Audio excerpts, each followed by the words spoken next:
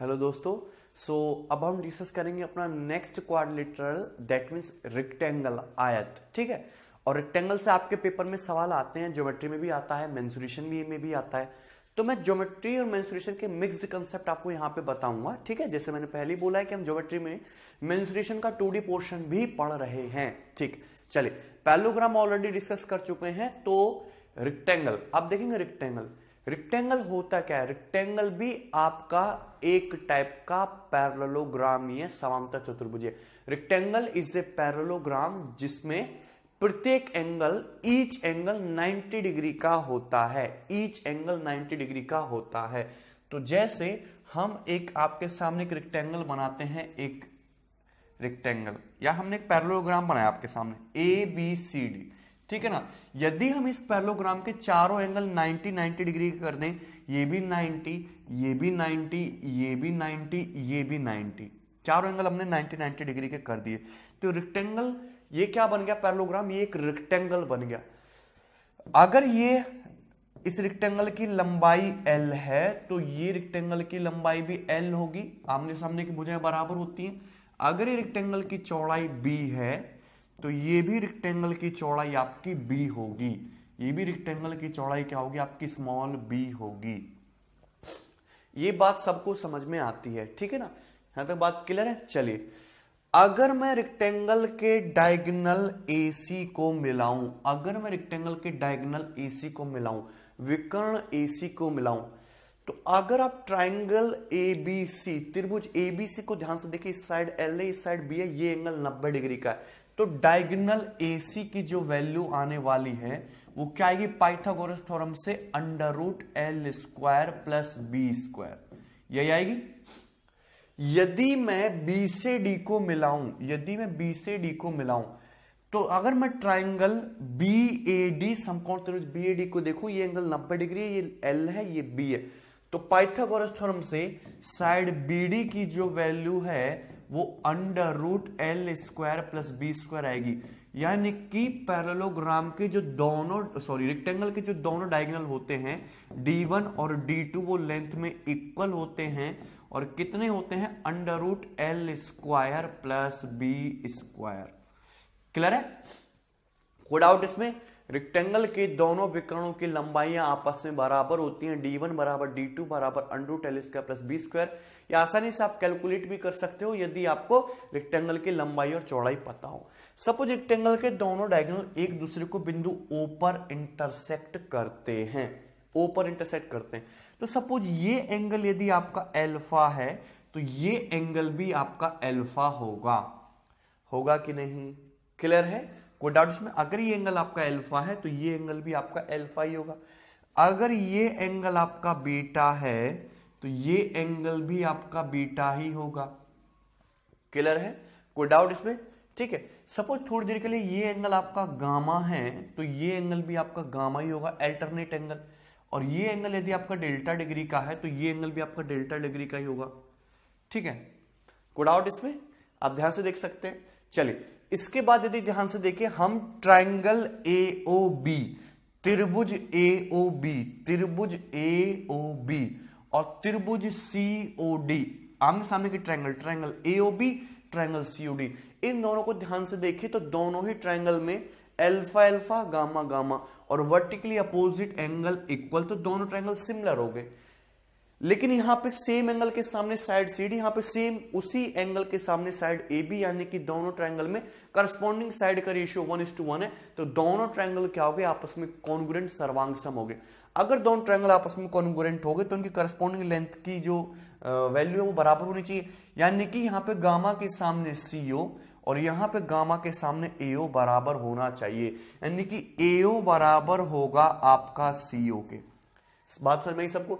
Similarly यहां पे आपका ये हो गया, अल्फा के सामने आपका DO और यहां पे आपका अल्फा के सामने BO बराबर होना चाहिए। यानी कि DO बराबर होगा BO के, होगा। क्लियर है कि नहीं? AO बराबर CO क्या हो गया आपका? AO, ये लेंथ AO, ये लेंथ CO, ये डायगोनल AC का हाफ। क्लियर है? और ये BO बराबर DO क्या होगा? ये आपका डायगोनल BD का हाफ, डायगोनल BD का हाफ। यानी कि कहने का मतलब क्या हुआ कि इस रेक्टेंगल के दोनों डायगोनल एओ की लेंथ सीओ के बराबर, बीओ की लेंथ डीओ के बराबर, यानी कि रेक्टेंगल के जो डायगोनल्स होते हैं, रेक्टेंगल के जो विकर्णस होते हैं, रेक्टेंगल के जो डायगोनल्स होते हैं, DIAGONALS, diagonals bisect each other, rectangle के विकर्ण एक दूसरे को समद्विभाजित करते हैं। रेक्टेंगल के जो डायगोनल्स होते हैं वो एक दूसरे को बाइसेक्ट करते हैं। आप यहां पे देख भी सकते हो, AO बराबर CO बराबर AC बाई 2, DO बराबर BO बराबर BD बाई 2। क्लियर है? देख सकते हैं, ये मैंने आपको प्रूफ करके दिखाया। लेकिन अभी हमने देखा कि डायगोनल AC और डायगोनल BD तो बराबर है, यानी कि AO CO BO DO सब बराबर होना चाहिए, यानी कि AO की वैल्यू बराबर होगी आपकी किसके, BO के, BO की वैल्यू CO के, CO की वैल्यू DO के। ठीक है बने, यानी कि चारों लेंथ सेगमेंट क्या होते हैं, आपस में इक्वल होते हैं। ये ईच चारों लेंथ सेगमेंट क्या होते हैं, आपस में इक्वल होते हैं। कोई डाउट है इसमें किसी को? आप तो बात समझ में आ रही ना, AO बराबर CO का बराबर BO बराबर DO, each length segment will be equal. Clear है? तो आपके ये एंगल भी इक्वल हो जाएंगे, जैसे अल्फा गामा के इक्वल हो जाएगा, ये आपका बीटा डेल्टा के इक्वल हो जाएगा, इससे कोई बहुत ज्यादा फर्क नहीं पड़ता है। ठीक, दूसरी बात ये तो हो गई, यहां पे डायगोनल क्या है तुम्हारे, bisect each other, diagonal length में एक दूसरे को बाइसेक्ट करते हैं। दूसरी बात, डायगोनल्स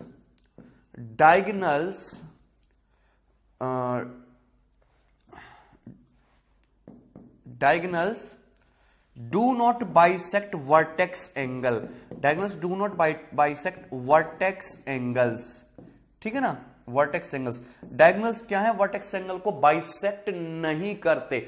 बाइसेक्ट करते तो ये एंगल 45 डिग्री का हो जाता, ये एंगल फिर कितने का होता, 45 डिग्री का होता, 45 और ये फिर आपका 90 का होता। लेकिन यहां पर ये दोनों डायगोनल्स का एक दूसरे को बाइसेक्ट नहीं कर रहे, मतलब अल्फा बीटा के इक्वल नहीं है, अल्फा और गामा आपस में इक्वल है, ए और बीओ ये आपस में इक्वल है, पर ये डायगोनल्स जो आपस में वर्टेक्स एंगल को बाइसेक्ट नहीं करे। 45 नहीं हो रहा, वो स्क्वायर के केस में होता है, वर्ग के केस में, यानी कि डायगोनल्स जो है वर्टेक्स एंगल को बाइसेक्ट नहीं करते। क्लियर है भाई? That means alpha is not equal to beta, gamma is not equal to delta. दूसरी बात, डायगोनल एक दूसरे को बाइसेक्ट तो करते हैं लेंथ में, diagonal bisect each other but not at 90 degree, but 90 degree के कोण पर नहीं। डायगोनल एक दूसरे को बाइसेक्ट तो करते हैं लेंथ में, एओ की वैल्यू सीओ के बराबर, बीओ की वैल्यू डीओ के बराबर, लेकिन ये जो एंगल है, एंगल एओबी, चाहे एंगल सीओडी की बात करो, चाहे एंगल बीओसी की बात करो, चाहे एंगल डीओ की बात करो, ये एंगल 90 डिग्री नहीं है। ठीक है, रेक्टेंगल का ये वाला एंगल जो है आपके 90 डिग्री नहीं है, ना ही डायगोनल जो है वर्टेक्स एंगल को बाइसेक्ट करते हैं। क्लियर? यहां तक सिंपल सी बातें सबको समझ में आ गया होगा और सबको पता भी होंगी। ठीक है, दूसरी बात, यदि आप ट्रायंगल एओबी और ट्रायंगल सीओडी की बात करो तो दोनों का एरिया क्या है, आपस में इक्वल है, क्योंकि ट्रायंगल एओबी ट्रायंगल सीओडी क्या है, कॉन्ग्रुएंट ट्रायंगल है, सर्वांग, यानी कि इस ट्रायंगल का एरिया यदि 1 यूनिट है तो इस ट्रायंगल का एरिया भी आपका 1 यूनिट ही होने वाला है। क्लियर है? इस ट्रायंगल का एरिया यदि 1 यूनिट है तो इसका एरिया भी 1 यूनिट ही होने वाला है। क्लियर है? अगर मैं ट्रायंगल एबीडी की बात करूं, त्रिभुज एबीडी, साइड बीडी का मिड पॉइंट है ओ, एओ मीडियन हो गया, मीडियन ट्रायंगल को इक्वल एरिया में डिवाइड करेगी, अगर ये 1 यूनिट है तो ये भी कितना होगा, 1 यूनिट। क्लियर है कि नहीं? यदि हम ट्रायंगल डीसीबी की बात करें तो साइड बीडी का मिड पॉइंट है ओ, सीओ मीडियन, अगर ये 1 यूनिट है तो ये भी कितना होगा, 1 यूनिट। यानी कि कहने का मतलब क्या हुआ कि रेक्टेंगल के जो डायगोनल्स हैं वो रेक्टेंगल को 4 इक्वल एरिया वाले ट्रायंगल में डिवाइड करते हैं, यानी कि triangle AOB area, triangle AOB जैसा सेम टू सेम पैरेललोग्राम में होता है, ट्रायंगल एओबी एरिया बराबर होगा ट्रायंगल सीओडी एरिया के। ठीक है ना, सीओडी, ट्रायंगल बीओसी एरिया के और ट्रायंगल एओडी एरिया के इक्वल होगा। इन चारों त्रिभुजों का क्षेत्रफल क्या होगा, आपस में बराबर होगा। क्लियर है भाई? और वो प्रॉपर्टी तो है कि रेक्टेंगल का जो डायगोनल है वो एरिया को बाइसेक्ट करेगा, मतलब ट्रायंगल एबीसी का एरिया बराबर होगा ट्रायंगल एसीडी के एरिया के। ये तो सबको पता है, जैसा पैरेललोग्राम में होता है। क्लियर? यहां तक सिंपल सी बातें थी, इसमें ये सबको पता है। ठीक है, चलिए आगे। वन मोर इंपॉर्टेंट थिंग देखेंगे ध्यान से, ये भी सभी को पता है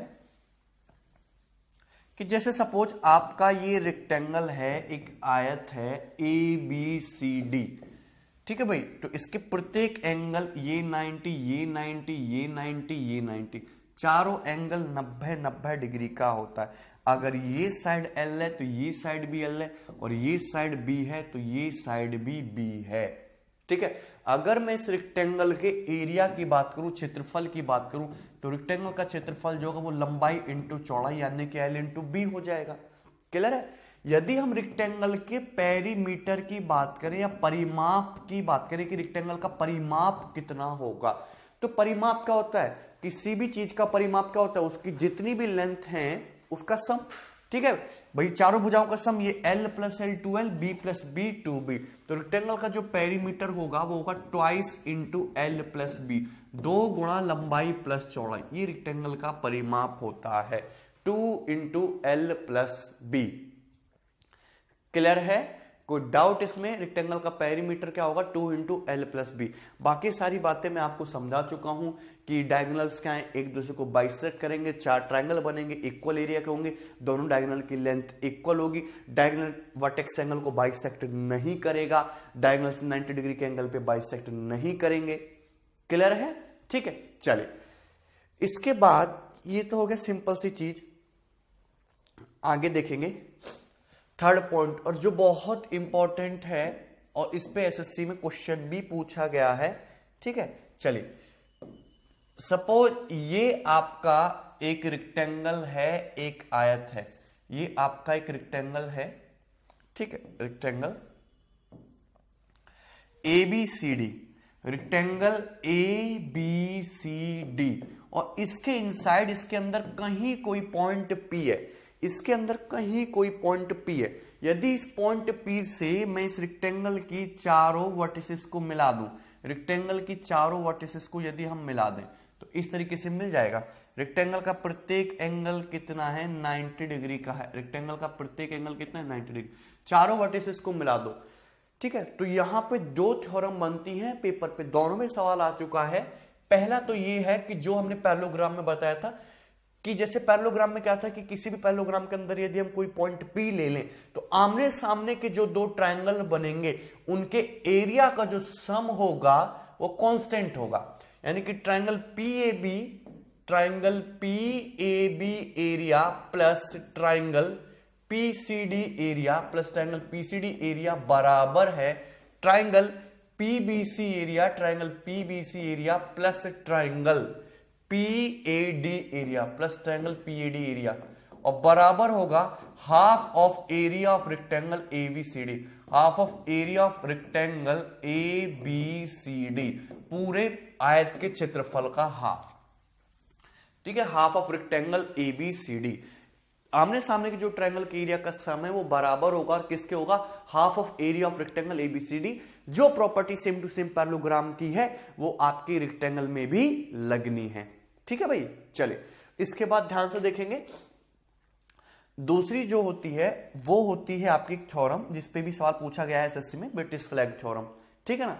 मतलब अगर रेक्टेंगल के इनसाइड अंदर कोई पॉइंट P है तो उस पॉइंट P की जो आमने सामने वाली वर्टिसेस है, आमने सामने वाली जो वर्टिसेस है उनसे दूरियों के स्क्वायर का सम, यानी कि PA square plus PC square, PA square plus PC square बराबर होगा PB square plus PD square के, PA square plus PC square बराबर होगा PB square plus PD square के, PB square plus PD square के।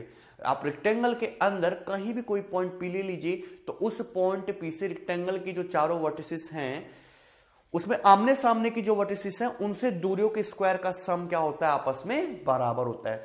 पॉइंट P से A लेंगे PA, point P से opposite vertex C, PA square plus PC square बराबर PB square plus PD square. Simple सी theory है, ठीक है। ये आया कहां से ये भी मैं आपको बता देता हूं। सपोज हमने यहां से इस तरीके से इस पे परपेंडिकुलर डाला, तो ये परपेंडिकुलर x है, हमने यहां से इस पे परपेंडिकुलर डाला, ये परपेंडिकुलर y है, हमने यहां से इस साइड पे परपेंडिकुलर डाला, ये परपेंडिकुलर आपका z है, हमने यहां से इस साइड पे ये परपेंडिकुलर डाला, तो सपोज ये आपका W है, ठीक है भाई। यदि मैं पीए स्क्वायर की बात करूं, यदि हम पीए स्क्वायर की बात करें, पीए स्क्वायर, ठीक है, यदि हम पीए स्क्वायर की बात करें तो इस वाले राइट एंगल ट्रायंगल में ये साइड x है, ये साइड y है, तो यहां से यहां तक ये डिस्टेंस भी कितना हो जाएगा y, और ये कांटा दूरी क्या हो जाएगा x। तो पाइथागोरस थ्योरम से पीए स्क्वायर जो आने वाला है वो क्या आएगा आपका x square plus Y square, ये आएगा। सिंपल है।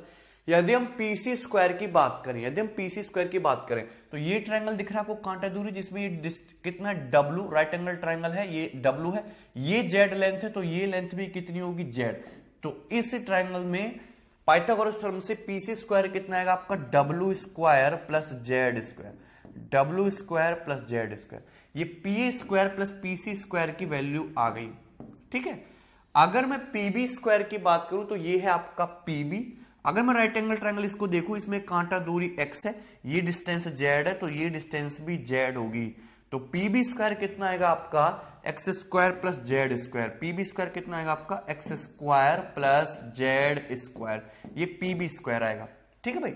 चलिए अगर हम पीडी स्क्वायर की बात करें तो यदि हम इस कांटा ट्रायंगल को ध्यान से देखें, ये जो समकोण त्रिभुज है ये 90 डिग्री का एंगल है, ये साइड W है, तो ये साइड कितनी आपकी Y, तो पीडी स्क्वायर कितना आएगा आपका W square plus Y square, W square plus Y square.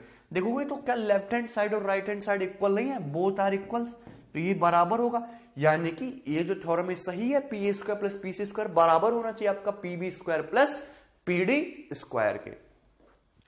Clear, कोई डाउट इसमें, ठीक है, समझ में आया ना सब। चलिए इसके बाद आगे बढ़ेंगे और नेक्स्ट रिजल्ट देखेंगे। नेक्स्ट क्या है, आपको पता होना चाहिए कि every rectangle is a cyclic quadrilateral, every rectangle is a cyclic quadrilateral, प्रत्येक आयत एक चक्रीय चतुर्भुज होता है।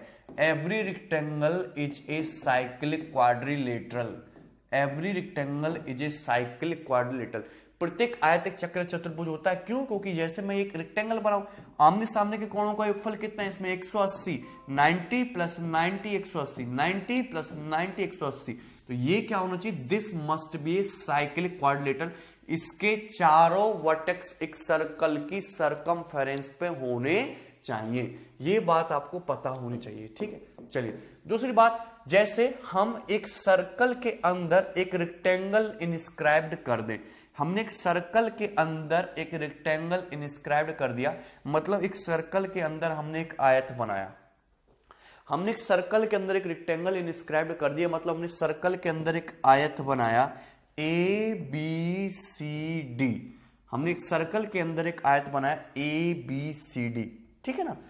यदि मैं सर्कल का रेक्टेंगल का यदि मैं डायगोनल खींचू, ये डायगोनल AC, यदि मैं रेक्टेंगल का ये एक विकर्ण खींचू AC, खींचा हमने विकर्ण AC, तो आपको दिखाई दे रहा है कि ये एंगल कितने का है 90 डिग्री का, और आपको दिखाई दे रहा है कि ये एंगल कितने का है 90 डिग्री का। दैट मीन्स ये जो रेक्टेंगल का डायगोनल है AC, ये सर्कल का डायमीटर या व्यास भी होना चाहिए, इस सर्कल का डायमीटर या फिर व्यास भी होना चाहिए। क्यों? क्योंकि सेमी सर्कल में बना कोण ही 90 डिग्री होता है। तो यदि मैं AC की बात करूं, ये जो है तुम्हारा AC, अगर ये AC है तो इस AC द्वारा सर्कल की सरकमफेरेंस पे ये एंगल 90 डिग्री का बन रहा है। दैट मींस दिस नीचे वाला जो पोर्शन है, ये जो AC भी, ये जो आर्क है, ये तुम्हारा सेमी सर्कल होना चाहिए, और ये तुम्हारा AC डायगोनल होना चाहिए, यानी कि सर्कल का सेंटर यहां पे इस O पे होना चाहिए। क्लियर है कि नहीं? सिमिलरली यदि मैं इस तरीके से ये डायगोनल BD को मिला दूंगा, तो डायगोनल BD भी क्या होगा, इस सर्कल का डायमीटर व्यास बनेगा, व्यास होना चाहिए, क्योंकि सेमी सर्कल में बना कोण ये 90 डिग्री होगा, और सर्कल का सेंटर क्या हो जाएगा, दोनों डायगोनल का ये इंटरसेक्शन पॉइंट O। ये भी थ्योरी आपको पता होनी चाहिए, सिंपल सी बात है। चलिए आगे बढ़ेंगे। नेक्स्ट, सर्कल के अंदर मैक्सिमम एरिया का जो रेक्टेंगल होता है वो एक स्क्वायर होता है, वो एक वर्ग होता है। ये बात काफी इंपॉर्टेंट है। सर्कल के अंदर मैक्सिमम एरिया का रेक्टेंगल, सर्कल के अंदर मैक्सिमम एरिया का रेक्टेंगल, सर्कल के अंदर मैक्सिमम एरिया का रेक्टेंगल हमेशा सर्कल के अंदर मैक्सिमम एरिया का रेक्टेंगल हमेशा एक स्क्वायर होता है, हमेशा एक स्क्वायर या फिर वर्ग होता है। सर्कल के अंदर यदि हम मैक्सिमम एरिया का रेक्टेंगल बनाएंगे तो हमेशा क्या होना चाहिए, वो एक स्क्वायर होगा। सर्कल के अंदर जो मैक्सिमम एरिया का जो आयत बनेगा वो हमेशा एक स्क्वायर होगा। कैसे, ये बात समझते हैं। सपोज ये अपना एक सर्कल है और इस सर्कल के अंदर हमने एक रेक्टेंगल बनाया, इस तरीके से एक सुंदर सा रेक्टेंगल बनाया हम लोगों ने, ठीक। अब इस रेक्टेंगल की जो वर्टिसेस हैं वो हैं शीर्ष A B C D. Rectangle के चारों एंगल 90 डिग्री के, तो this angle is 90, this angle is 90, this angle is 90 and this angle is 90। Each and every angle is 90। Clear, कोई डाउट इसमें? चलिए, इसके बाद यदि हम, मैंने अभी अभी आपको बताया कि हम डायगोनल से इसको AC को मिला दे तो ये क्या हो जाएगा, तुम्हारा सर्कल का डायमीटर होना चाहिए रेक्टेंगल का, तो डायगोनल है पर सर्कल का डायमीटर है। डायगोनल, ये सर्कल का डायमीटर है। यदि सर्कल की रेडियस स्मॉल r है तो डायगोनल AC क्या हो जाएगा तुम्हारा 2r।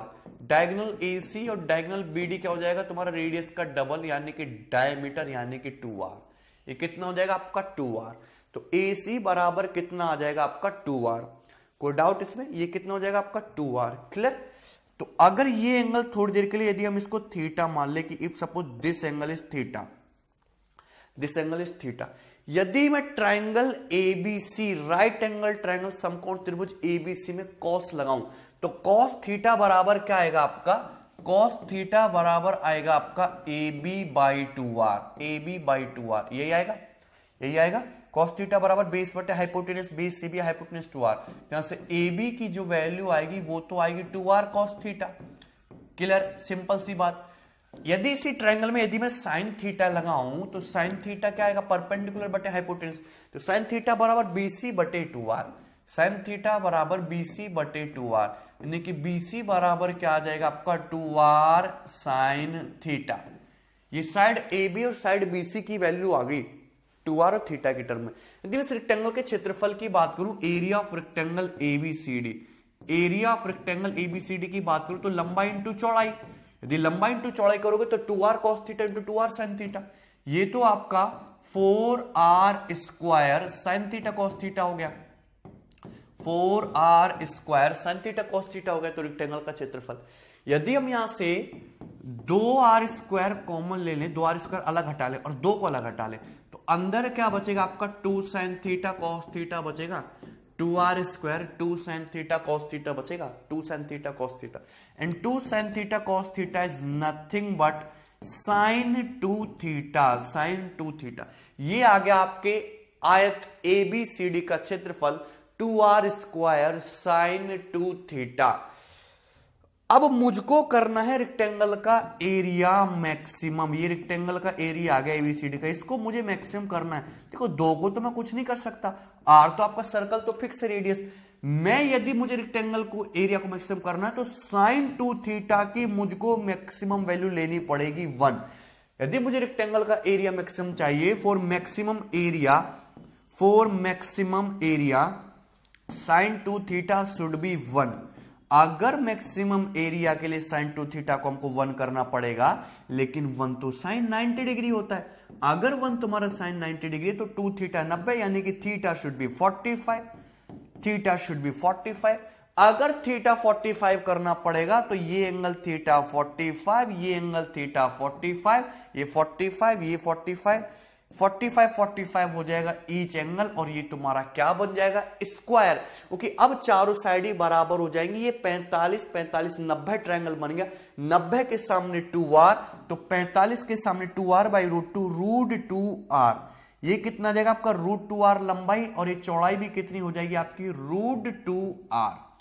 क्लियर है कि नहीं? और आपका जो मैक्सिमम एरिया हो जाएगा, जो आपका मैक्सिमम एरिया हो जाएगा रेक्टेंगल का मैक्सिमम एरिया, वो एक स्क्वायर के बराबर होगा, and root 2r into root 2r कितना होगा 2r square, 2r square, 2r square sine 90 2r square. यदि मैं इस रेक्टेंगल के या स्क्वायर के पेरीमीटर की बात करूं कि पेरीमीटर कितना हो जाएगा, रूट 2r का 4 गुना, प्रत्येक साइड बराबर है, यानी कि 4 रूट 2r, 4√2r, 4√2r, ये हो जाएगा आपका रेक्टेंगल का परिमाप 4√2r। क्लियर है यहां तक? इसमें किसी को कोई समस्या? ठीक है, चलिए बात समझ में आई? ओके, आप देखेंगे नेक्स्ट। ओके, सो ये हो चुकी है रेक्टेंगल की पूरी थ्योरी। इसके अलावा आपको और कोई चीज जानने की जरूरत नहीं है। अब हम उस पर करेंगे रेक्टेंगल पे बेस्ड क्वेश्चंस। टोटल 44-45 के आसपास मैंने क्वेश्चन लिए, सारे क्वालिटी क्वेश्चन है, इसमें प्रीवियस ईयर क्वेश्चंस भी हैं और न्यू क्वेश्चंस भी हैं। ठीक है, चलिए ध्यान से देखेंगे। Yes, if L, B, P be the length, breadth and perimeter of a rectangle, लंबाई चौड़ाई और परिमाप दिया रेक्टेंगल का, and BLP are in GP, BLP जो है जीपी में है, ज्योमेट्रिक प्रोग्रेशन में, तब L/B का मान क्या है? तो रेक्टेंगल की चौड़ाई, रेक्टेंगल की लंबाई, रेक्टेंगल का परिमाप जीपी में है, और जीपी में होने का मतलब है कि L² बराबर होना चाहिए आपका B इंटू पी के। L² बराबर होना चाहिए आपका B इंटू पी के। सिंपल सी बात है, L² B इंटू पी के बराबर होगा यदि ये तीनों जीपी में है। और सभी को पता है कि रेक्टेंगल का जो पेरीमीटर है वो हमने लिखा है था रेक्टेंगल की चारों भुजाओं का सम, यानी कि 2 इंटू L प्लस बी होता है, twice into L plus B. तो यहां पे चिपका देंगे सीधा सीधा, L² बराबर B इंटू पी की जगह क्या रखना है आपको? 2L, twice of L plus B. तो यहां से आएगा L² minus 2LB minus 2B² बराबर 0। यही आएगा L² minus 2LB minus 2B² बराबर 0, यही आएगा। क्लियर है? कोई डाउट? या तो आप यहां से भी सीधराचार्य फॉर्मूला लगा सकते हो, पर उससे सिंपल भी है कि L² minus 2LB, B² add कर दीजिए। देखो माइनस 2B² को हम उधर ले जाते हैं ना, 2B² प्लस B², दोनों तरफ हमने B² ऐड कर दिया। देखो माइनस 2B² को मैंने उधर ले गया तो हो गया प्लस का 2B², और दोनों तरफ हमने B² ऐड कर दिया, इधर भी प्लस B², इधर भी प्लस B²। ऐसा हमने क्यों किया? क्योंकि ये देखिए कंप्लीट फुल स्क्वायर बन गया, L माइनस बी का होल स्क्वायर बन गया ये। और ये क्या है? 2B² plus B², 3B²। ये आपका √3B का होल स्क्वायर बन गया, √3B का होल स्क्वायर। बात समझ में आई? दोनों तरफ से फुल स्क्वायर बन गया तो अंडर ले लेंगे, तो L माइनस बी बराबर क्या आ जाएगा आपका? √3B।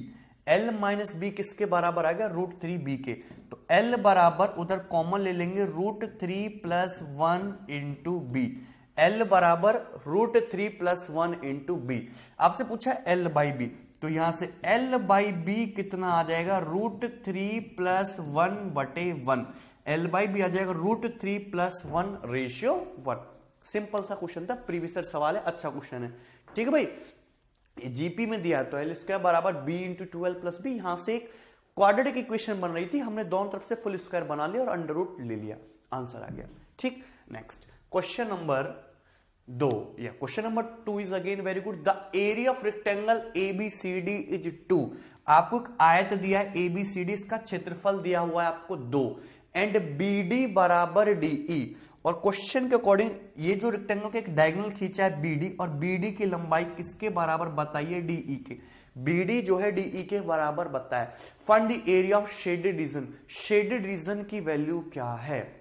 आसान सवाल, देखते ही आंसर बता सकते हो कि इसका आंसर क्या होगा आपका 1। कुछ भी करने की जरूरत नहीं है। यदि रेक्टेंगल का एरिया ABCD 2 यूनिट बोला है, तो रेक्टेंगल का डायगोनल BD उसको 2 इक्वल एरिया वाले ट्रायंगल में डिवाइड करेगा, यानी कि ऊपर वाले ट्रायंगल का भी एरिया 1 होगा, नीचे वाले ट्रायंगल का भी एरिया 1 यूनिट होगा।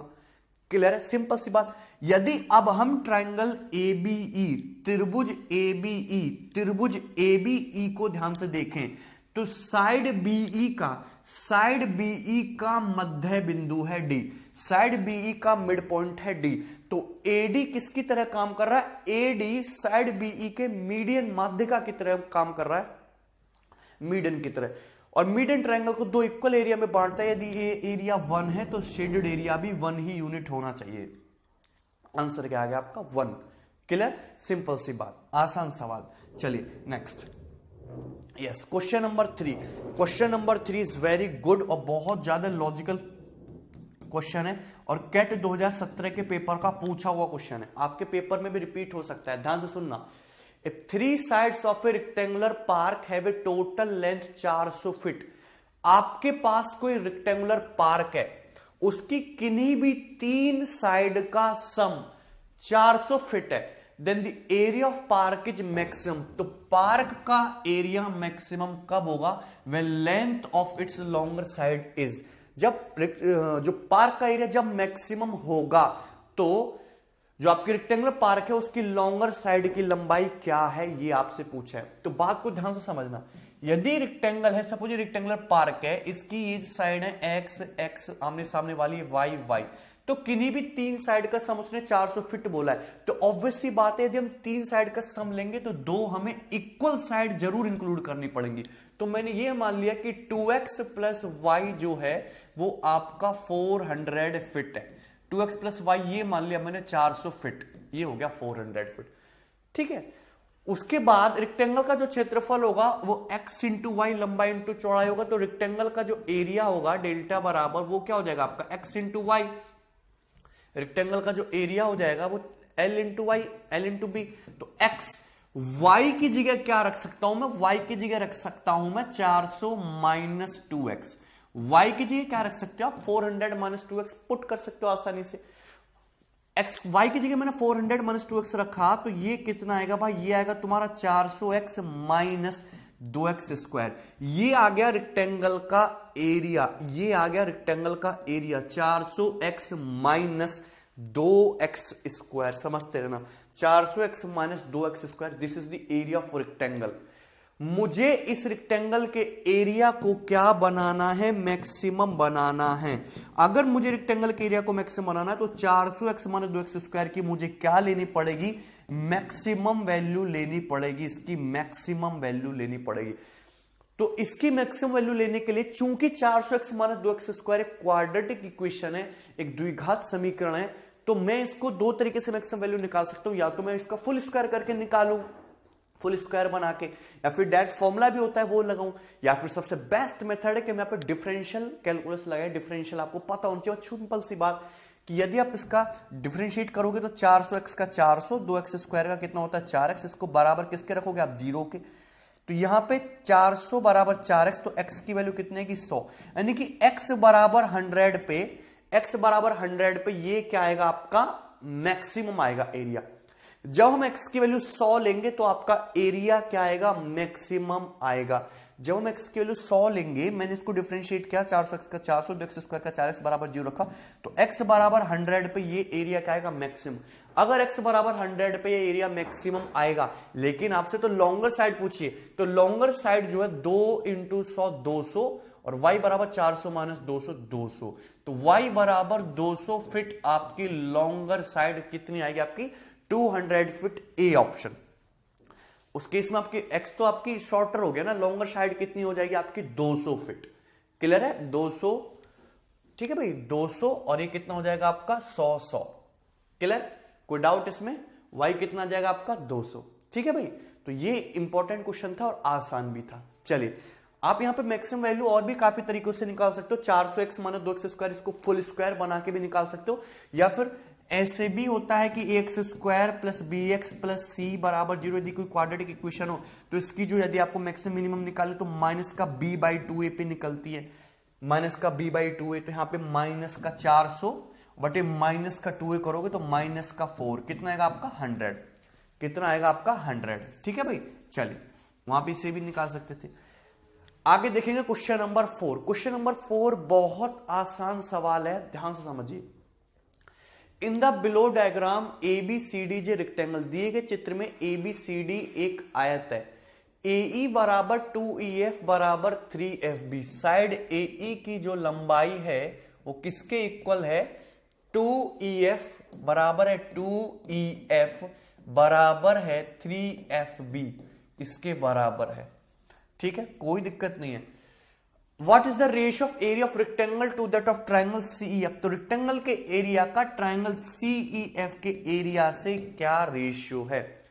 ध्यान देने वाली बात है कि यदि मैं रेक्टेंगल की चौड़ाई की बात करूं या इसकी ट्राइंगल की हाइट की बात करूं तो सेम है। यदि मुझे रेक्टेंगल के बेस और ट्राइंगल के बेस में रिलेशन मिल जाए तो सवाल खत्म हो जाएगा। तो यहां पे ये रिलेशन दिया है ए बराबर 2EF बराबर 3FB बराबर ये दिया है। यदि मैं इसको सपोज 6 मान लेता हूं तो मुझे पता है कि यदि मैं AE 1, 2 और 3 का एलसीएम 6 मान लिया, AE EF और FB का जो रेशियो होगा, मैं रेशियो प्रोपोर्शन समझा चुका हूं, AE EF और FB का जो रेशियो होगा वो 6:3:2 होगा, यानी कि AE 6 यूनिट, EF 3 यूनिट और FB 2 यूनिट ये होगा। क्लियर है? कोई डाउट इसमें? आपसे पूछा है रेक्टेंगल ABCD और ट्राइंगल, कौन सा ट्राइंगल? ट्राइंगल CEF के एरिया का रेशियो, रेक्टेंगल ABCD के एरिया का रेशियो कितना होगा? बेस कितना है रेक्टेंगल का? 6, 3, 9, 2, 11 और हाइट चाहे आप कुछ ही मान लीजिए, h मान लिया। अगर आप ट्राइंगल CF के एरिया की बात करो तो इसका बेस कितना है? बेस है आपका 3 यूनिट और हाइट है आपका h। ये कैंसिल आउट हो गया, कितना आएगा? 22/3। रेशियो कितना आएगा? 22:3। बी ऑप्शन, बी ऑप्शन आपका करेक्ट आंसर है। ठीक है, सो बहुत आसान, साधारण, सिंपल सा सवाल था। चलिए आगे बढ़ेंगे। Next question, question number 5। Question number 5 बहुत अच्छा क्वेश्चन है, ध्यान से समझना। PQRBJ square of area 64 centimetre square. तो यहां पे आपको PQRB, ये PQRB ये दिख रहा है आपको एक स्क्वायर, इसका एरिया दिया है 64। अगर एरिया 64 है तो जाहिर सी बात है इसकी साइड कितनी है? आपकी 8। इस स्क्वायर की साइड कितनी है? आपकी 8 हो गई, ये साइड आपकी 8 हो गई। ठीक है, CP बराबर 1, तो CP की वैल्यू दी है क्वेश्चन में 1 सेंटीमीटर। AR बराबर 4, तो AR दिया है आपको 4 सेंटीमीटर और ये RB जो स्क्वायर की साइड के बराबर 8 सेंटीमीटर। तो आपसे शेडेड एरिया पूछा है। अच्छा, ये ABCD क्या बना? ABCD क्या दिख रहा है आपको? ये 4 + 8 12 और ये 8 + 1 9। तो ABCD दिख रहा है रेक्टेंगल, और रेक्टेंगल के अंदर बना हुआ है BPQR, ये एक स्क्वायर। तो आपको ये डायग्राम खींचना है, शेडेड रीजन बताना है। तो शेडेड रीजन क्या है? पार्ट वाइज पार्ट आपको निकालना पड़ेगा। यहाँ पे सिमिलरिटी का यूज होगा और बहुत आसान कंसेप्ट है। मैंने आपको कितनी बार बोला है कि राइट एंगल ट्राइंगल के अंदर राइट एंगल ट्राइंगल हमेशा 101% सिमिलरिटी लगनी है। अगर आप इस ट्राइंगल की बात करो, ये जो ट्राइंगल है, ये जो छोटू ट्राइंगल है ARS और पूरा कंप्लीट ट्राइंगल ACB, इनकी बात करो तो दोनों ट्राइंगल सिमिलर है, ARS और ACB। और इसमें करस्पॉन्डिंग साइड का रेशियो है कितना? ध्यान से देखना, ये छोटे में 4 और पूरे में 12। AR 4 है और AB 12 है, तो करस्पॉन्डिंग साइड का रेशियो 1:3 है। तो करस्पॉन्डिंग साइड का रेशियो 1:3 होना चाहिए, यानी कि BC यदि तुम्हारा 8 + 1 9 है तो RC फिर तुम्हारा 3 होना चाहिए, 1:3 का रेशियो। ये कितना हो जाएगा तुम्हारा? RS 3 सेंटीमीटर होना चाहिए। कोई डाउट इसमें? RS की लंबाई 3 सेंटीमीटर आ गई। यदि RS 3 सेंटीमीटर है तो SQ कितना होगा? ये आपका 5 सेंटीमीटर होना चाहिए। ये कितना होना चाहिए? 5, क्योंकि स्क्वायर की साइड कितनी रखी है? 8, तो ये 3 और ये 5। क्लियर?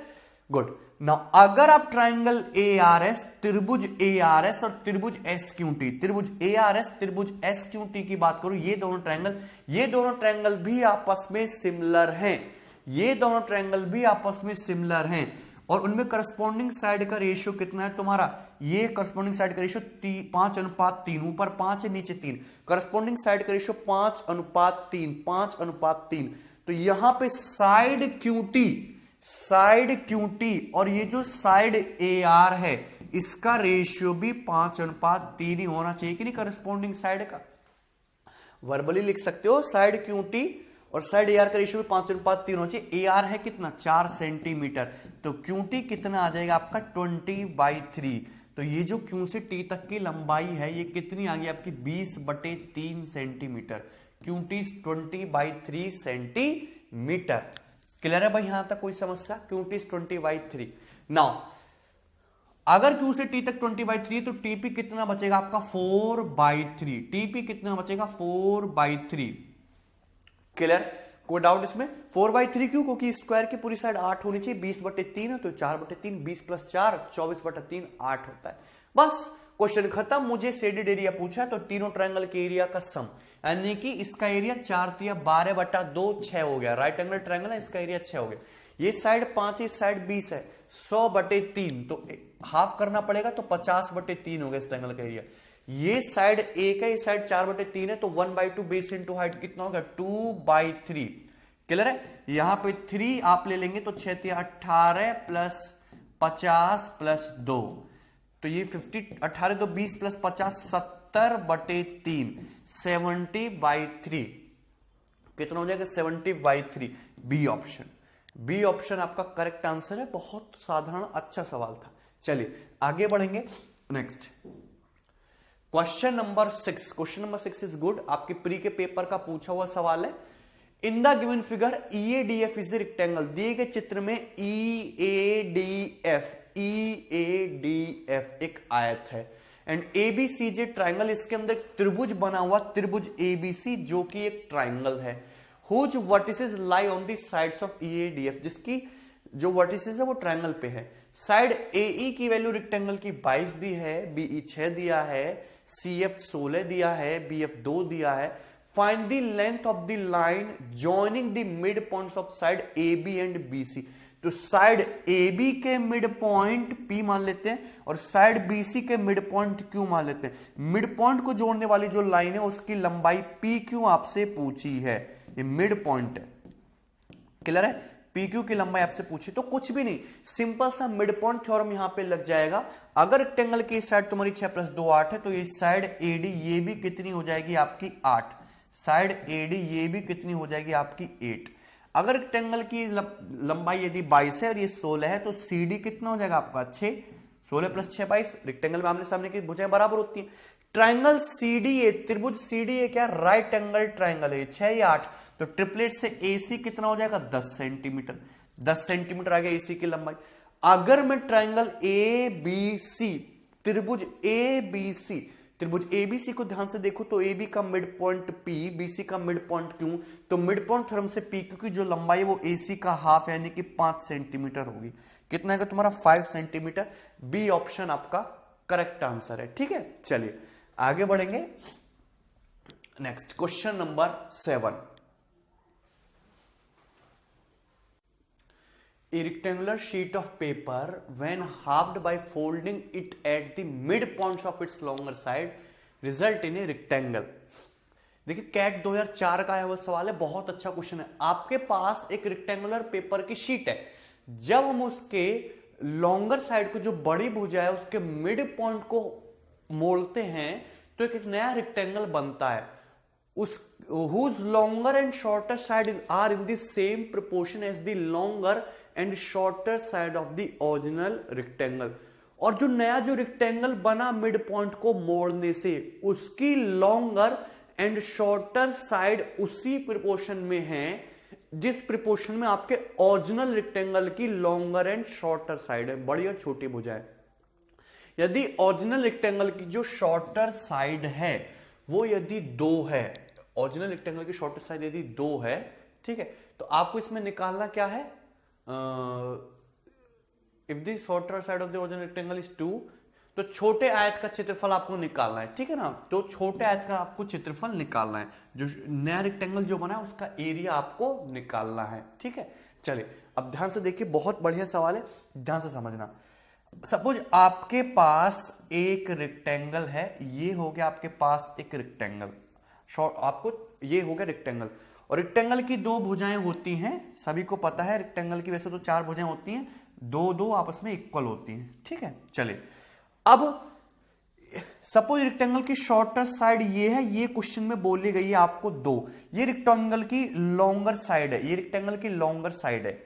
अब इस रेक्टेंगल के लॉन्गर साइड के साथ हमने क्या किया, इसके मिड पॉइंट्स को हमने फोल्ड कर दिया, ऐसे इसके मिड पॉइंट्स को हमने इस तरीके से फोल्ड कर दिया, यानी कि अगर ये आपका स्मॉल a है तो ये भी स्मॉल a है। अगर मैं इसको फोल्ड कर दूंगा तो हमारे पास एक नया रेक्टेंगल बनेगा जो कुछ इस प्रकार का होगा कि उसकी ये साइड तो रहेगी 2, ये साइड रहेगी स्मॉल a, और ये जो हिस्सा था ये आपका फोल्ड होके मैंने इसके ऊपर कवर कर दिया। तो ये था आपका ओरिजिनल रेक्टेंगल और ये है आपका न्यू रेक्टेंगल। आपको इस रेक्टेंगल का एरिया बताना है इस वाले का। ठीक है, लेकिन क्वेश्चन में आपको एक कंडीशन दी हुई है। क्या कंडीशन दी है कि ओरिजिनल रेक्टेंगल की लॉन्गर साइड से शॉर्टेस्ट साइड का जो रेशियो है, लॉन्गर साइड से शॉर्टेस्ट साइड का जो रेशियो है, लॉन्गर साइड है 2a, शॉर्टेस्ट साइड है 2, लॉन्गर साइड से शॉर्टेस्ट साइड का जो रेशियो है वो जो नया रेक्टेंगल जो फोल्ड करने के बाद आता है उसकी लॉन्गर से शॉर्टेस्ट साइड के रेशियो के बराबर है। लेकिन ध्यान देना जरा कि अगर मैं इसको लॉन्गर को 2 मानूंगा और इसको शॉर्टर को a मानूंगा, यदि मैं लॉन्गर को 2 मानूंगा शॉर्टर को a मानूंगा तो ठीक है। ये अब मुझे नहीं पता कि ये जो आपका नया रेक्टेंगल बना है इसमें लॉन्गर और शॉर्टर साइड क्या है। यदि मैं यहाँ पे लॉन्गर a मानता हूं शॉर्टर 2 मानता हूं तो क्या ये कभी बराबर हो सकता है? तो 2 बराबर 1 आ गया, ये कभी भी बराबर नहीं हो सकता। यानी कि जो रेक्टेंगल मेरा फोल्ड करने से आया है उसकी आपकी लॉन्गर साइड तो होनी चाहिए 2 और शॉर्टर साइड होनी चाहिए इस बार आपकी a। रेशियो रिवर्स हो गया। बहुत अच्छा लॉजिकल क्वेश्चन है। ओरिजिनल रेक्टेंगल की हमने साइड 2a माननी, शॉर्टर 2 माननी, लॉन्गर 2a, शॉर्टर 2। तो ये हो गया ओरिजिनल रेक्टेंगल के लॉन्गर साइड से शॉर्टर साइड का रेशियो। अब जो हमने इस रेक्टेंगल के मिड पॉइंट को फोल्ड करके जो नया रेक्टेंगल बनाया उसकी लॉन्गर साइड से शॉर्टर साइड का रेशियो सेम है। अब मुझे तो ये पता नहीं कि किसमें लॉन्गर शॉर्टर क्या है। यदि मैं 2/a बनाने की कोशिश करता हूं तो बात ठीक है, लेकिन जब मैं लॉन्गर a मानता हूं शॉर्टर 2 मानता हूं तो गड़बड़ हो जाती है। तो ये रेशियो आपका होना चाहिए। 2 से 2 कट गया, a स्क्वायर बराबर कितना आ गया 2। यदि a स्क्वायर बराबर 2 है तो a बराबर कितना आ गया √2। यदि a बराबर √2 आ गया तो ये साइड कितनी आ गई आपकी √2। ये a √2 आ गया, ये आ गया 2। तो आपसे इस रेक्टेंगल का क्षेत्रफल पूछा छोटे आयत का लंबाई इंटू चौड़ाई यानी कि 2√2। क्या आ जाएगा आंसर 2√2। ठीक है 2√2। कोई डाउट है इसमें? क्या आएगा answer 2√2, B option. B option आपका करेक्ट आंसर है। ठीक है चलिए आगे बढ़ेंगे और नेक्स्ट क्वेश्चन देखेंगे, क्वेश्चन नंबर 8। क्वेश्चन नंबर 8 बहुत आसान सवाल है, मैं आपको पहले भी करवा चुका हूं ऐसे पैरेललोग्राम में, मींस 2017 के पेपर में पूछा गया है। PQR से रेक्टेंगल आपके पास एक आयत है PQRS। तो ये PQRS एक आयत हो गया, ठीक है कोई समस्या नहीं है इसमें। उसके बाद PQ की जो लंबाई है वो है 24, QR की जो लंबाई है वो है 16। T is a point on RS, तो साइड RS पे एक कहीं कोई पॉइंट T है और हमने इस तरीके से मिला दिया। What is the area of triangle PTQ? तो ये जो ट्रायंगल बना है ट्रायंगल PTQ, इसका एरिया क्या है? तो सभी को पता है कि जो ट्रायंगल PTQ बनेगा इसका एरिया पूरे रेक्टेंगल के एरिया का हाफ हो जाएगा। ओके इस ट्रायंगल की बेस तो तुम्हारा 24 ही रहा, बेस तो तुम्हारा 24 है रेक्टेंगल की लंबाई के बराबर, और हाइट है आपकी रेक्टेंगल की चौड़ाई के बराबर इंटू 16। तो 8 बार हो गया और ये कितना आ गया आपका 192 आपका करेक्ट आंसर है ए ऑप्शन। क्लियर? सो बहुत आसान इजी क्वेश्चन। चलिए yes next question number 9। Question number 9 थोड़ा फनी है, ध्यान से सुनना। An elephant of length 4 meter at one corner of a rectangular cage 30 centimeter into 16 centimeter and facing towards diagonally opposite corner। आपके पास एक हाथी है जो 4 मीटर लंबा है, वो एक रेक्टेंगुलर केज है, रेक्टेंगुलर केज ठीक है ना। तो उसके एक कोने पे बंधा हुआ है और जो रेक्टेंगुलर केज है उसकी डायमेंशन दी हुई है 30 सेंटीमीटर, ये 30 मीटर होगा, 30 मीटर लंबा और 16 मीटर चौड़ा, ठीक है ना।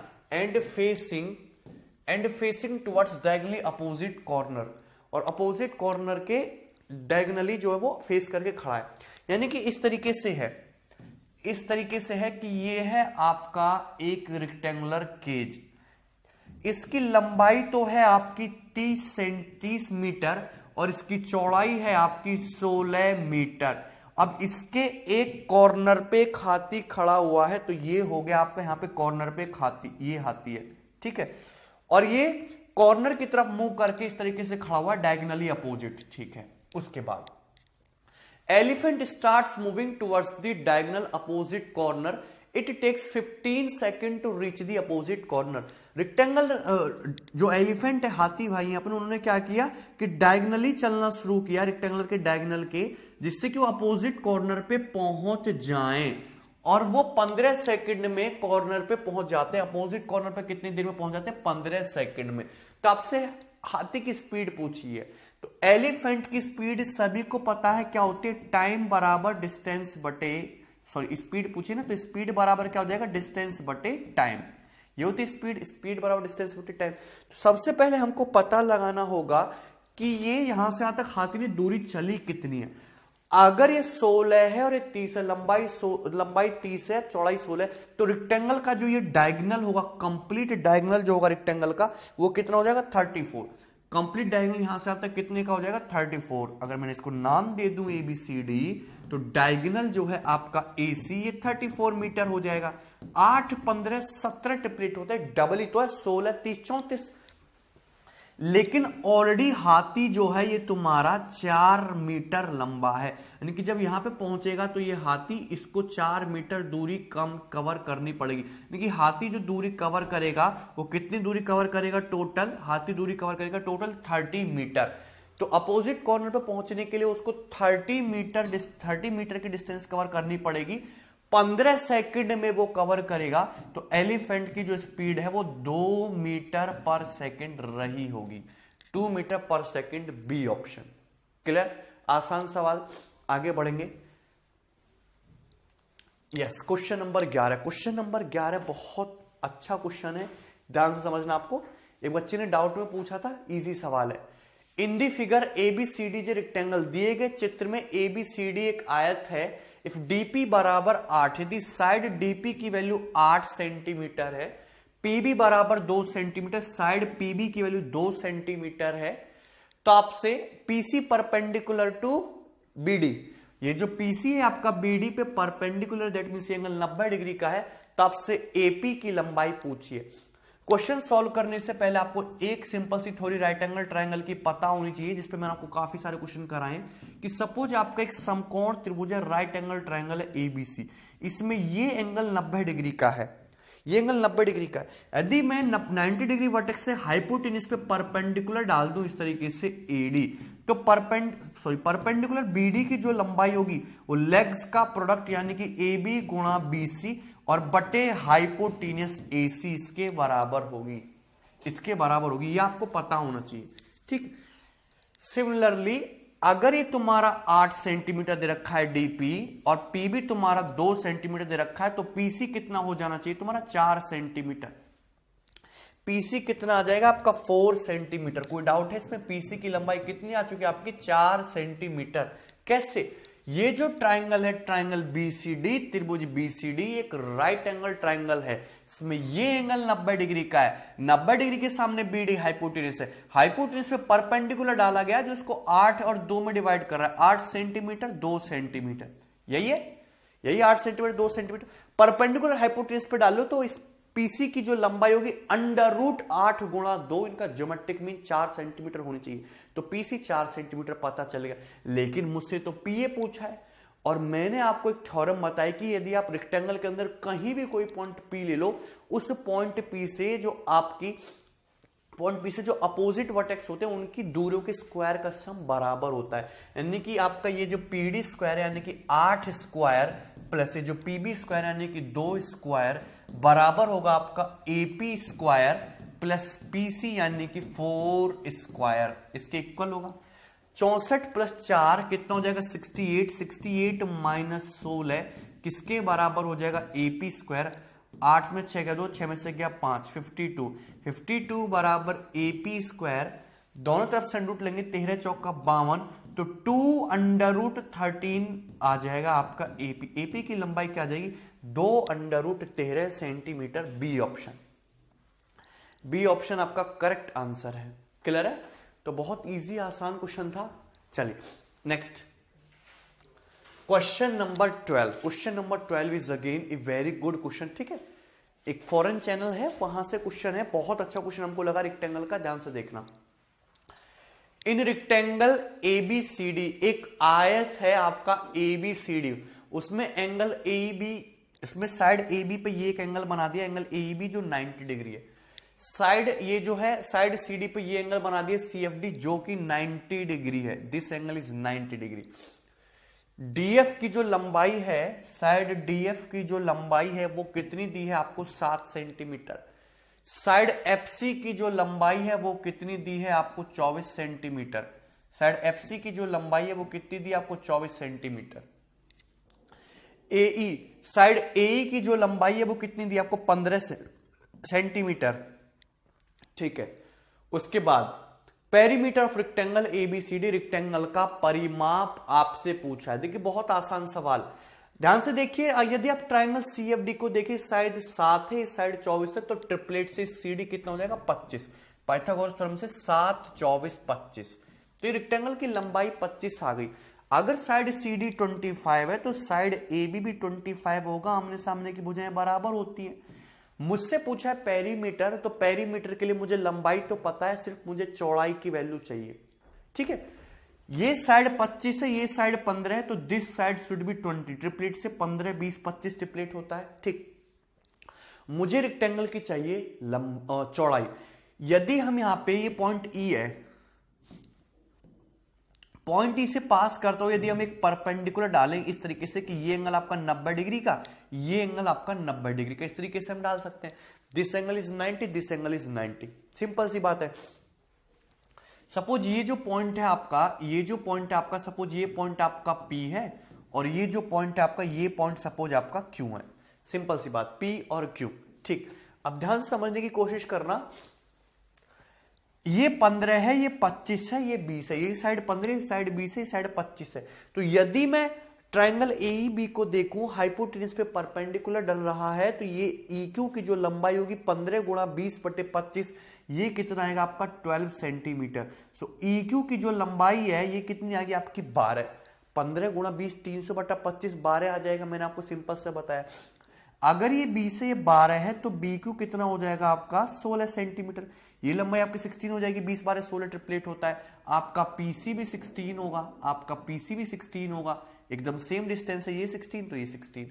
नाउ मुझे रेक्टेंगल की चौड़ाई चाहिए, EQ मुझे पता है 12। यदि मुझे ये डिस्टेंस EP और पता लग जाए तो क्वेश्चन सॉल्व। मुझे ये डिस्टेंस EP और पता लग जाए तो क्वेश्चन सॉल्व। और इसके लिए मैं क्या यूज करूंगा, इसके लिए हम यूज करेंगे सिमिलैरिटी। ध्यान से सुनना, आपको यहां पे दो ट्रायंगल सिमिलर दिख रहे हैं, triangle EPC, triangle FDC। Triangle EPC, triangle FDC कैसे? दोनों ही ट्रायंगल में ये एंगल 90 90 और ये वाला एंगल दोनों ट्रायंगल में कॉमन, तो तीसरा जो एंगल होगा वो ऑटोमेटिकली इक्वल होगा, दोनों ट्रायंगल का होगा।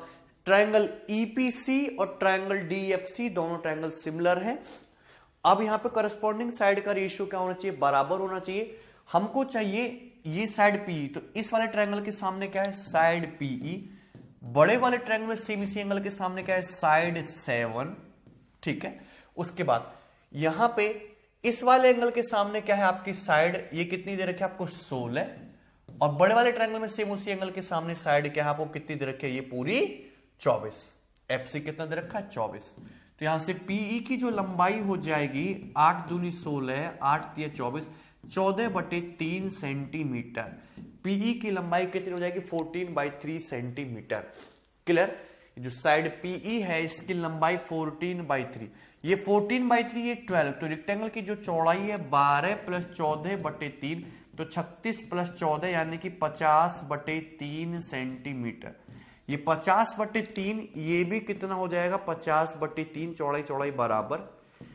पेरीमीटर पूछा है तो चारों को जोड़ देंगे, 25 25 50 प्लस ये कितना हो गया 50, और 50 + 50/3 यानी कि 100/3। ठीक है ना, तो ये तुम्हारा 150 + 100 250/3 सेंटीमीटर। ये आपके रेक्टेंगल का पेरीमीटर आ जाएगा। ए ऑप्शन, ए ऑप्शन आपका करेक्ट आंसर है। सो बहुत आसान, इजी और कंसेप्चुअल क्वेश्चन था। इस साइड 25 आपको निकालनी है, ये 15 20, आपको सिमिलरिटी, यहां पे आपको सिमिलरिटी का यूज करना है। ठीक है, चलिए आगे देखेंगे। नेक्स्ट क्वेश्चन नंबर 13 ना, ABCD is a rectangle, PQ and R are the midpoints of BC, CD and DA। Okay, ये Z के पेपर का आया हुआ क्वेश्चन है, बहुत आसान सवाल है, ध्यान से समझना, बस अप्रोच सही होनी चाहिए। कि सपोज ABCD आपके पास एक रेक्टेंगल है, तो ये होगा rectangle A B C D. So this is my rectangle beautiful A B C D. P Q and R are the mid point of B C C D and D A. तो side B C का mid point हो गया P, C D का mid point हो गया आपका Q and D ए का mid point हो गया आपका आर। ये सब मिड पॉइंट हो गए। The point S lies on the line Q are. तो हमने लाइन क्यू से आर को मिलाया, ये होगी line Q R in such a way that S R ratio Q S 1:3। तो यहां पे कोई पॉइंट हमने ले लिया एस और एस आर से जो क्यू एस का जो रेशियो है वो 1:3 है। S R ratio Q S कितना है 1:3। The ratio of triangle A P S and rectangle ABCD का रेशियो पूछा है। तो ये आपको जैसे ये एस पॉइंट दिया है ना, तो एस पॉइंट से this one is S point से पी को मिलाइए, एस पॉइंट से ए को मिलाइए और एस पॉइंट से ए पॉइंट से पी को मिलाइए। तो ये जो ट्राइंगल बना ट्राइंगल एपीएस, ट्राइंगल एपीएस और जो पूरा कंप्लीट रेक्टेंगल है एबीसीडी उसके एरिया का रेशियो पूछा है। ये है आपका ट्राइंगल दिख रहा है आपको खूबसूरत सा ट्राइंगल एपीएस और ट्राइंगल एबीसीडी, रेक्टेंगल एबीसीडी के एरिया का रेशियो। आप इस क्वेश्चन को बहुत सारे तरीके से कर सकते हो, पर मैंने हमेशा एक चीज बोली है, रेक्टेंगल स्क्वायर रेक्टेंगल ट्राइंगल में एक बहुत चीज मदद आपकी हेल्प करती है, वो है कोऑर्डिनेट ज्योमेट्री। तो यहां पे इस क्वेश्चन को जो मैं बताने वाला हूं वो कोऑर्डिनेट ज्योमेट्री के अप्रोच से बताने वाला हूं, जिससे कि आपकी कोऑर्डिनेट यूज करने की थोड़ी जो हैबिट है वो भी बढ़े क्वेश्चंस में। ये रेक्टेंगल है। अब क्या रेक्टेंगल की क्वेश्चन में कहीं भी लंबाई या चौड़ाई बताई गई है? कहीं नहीं बताया गया ना रेक्टेंगल की लंबाई चौड़ाई के बारे में। तो मैं इस रेक्टेंगल को क्या मान लेता हूं, एक स्क्वायर मान लेता हूं। मैंने मान लिया कि ये रेक्टेंगल की लंबाई और चौड़ाई दोनों बराबर है। मैंने इसको स्क्वायर मान लिया और स्क्वायर मान लिया। मैंने पॉइंट ए को मान लिया ओरिजिन, ये हो गया आपका 0 0। पॉइंट बी के कोऑर्डिनेट मान लिया मैंने 4 0, मतलब मैंने रेक्टेंगल की लंबाई को 4 मान लिया, रेक्टेंगल की चौड़ाई को भी मैंने 4 मान लिया, यानी कि मैंने लंबाई और चौड़ाई दोनों को 4 यूनिट मान लिया। खत्म सवाल, क्वेश्चन में कुछ है ही नहीं। अब ये 4 4 ये 4 0, तो ये जो पॉइंट हो जाएगा ये कितना हो जाएगा आपका पॉइंट पी के कोऑर्डिनेट 4,2। मुझे पॉइंट ए के कोऑर्डिनेट पता है, पी के कोऑर्डिनेट पता है, एस के कोऑर्डिनेटर मिल जाए तो क्वेश्चन खत्म। पॉइंट आर के कोऑर्डिनेट क्या है 0,2 एक्स, ये तुम्हारी एक्स एक्सिस हो गई भाई, ये तुम्हारी एक्स एक्सिस है, ये आपकी वाई एक्सिस है, ऐसे बढ़ा दिया ना हमने। तो ये वाई एक्सिस पे एक्स कोऑर्डिनेट 0, ये एवरेज हो जाएगा 0,2। पॉइंट क्यू के कोऑर्डिनेट ध्यान से देखिए, ये तुम्हारा कितना है 0,4, तो इसके कोऑर्डिनेट क्या हो जाएंगे आपके 2,4। पॉइंट क्यू के कोऑर्डिनेट 2,4। सिंपल सी बात, क्लियर है? ठीक। अब ध्यान से देख सकते हैं, आपको निकालने पॉइंट एस के कोऑर्डिनेट, तो यहां पे क्या लगेगा सेक्शन फॉर्मूला लगेगा। यहां पे पॉइंट आर के कोऑर्डिनेट 0,2 है, पॉइंट क्यू के कोऑर्डिनेट 2,4 है। मुझे पॉइंट एस के कोऑर्डिनेट निकाले और एस इसको 1:3 में बांट रहा है। तो एस के कोऑर्डिनेट निकालने के लिए क्या करना पड़ेगा, m1 x2 1 × 2 2 हो गया, प्लस m2 x1 यानी कि 0/3 + 1 4, ये आएगा, कॉमा m1 y2 4 हो गया, प्लस m2 y1 6 हो गया और बटे 4, ये आ जाएगा। तो पॉइंट एस के कोऑर्डिनेट कितने आ गए 2/4 यानी कि 0.5 और 6 4 10/4 यानी कि 2.5।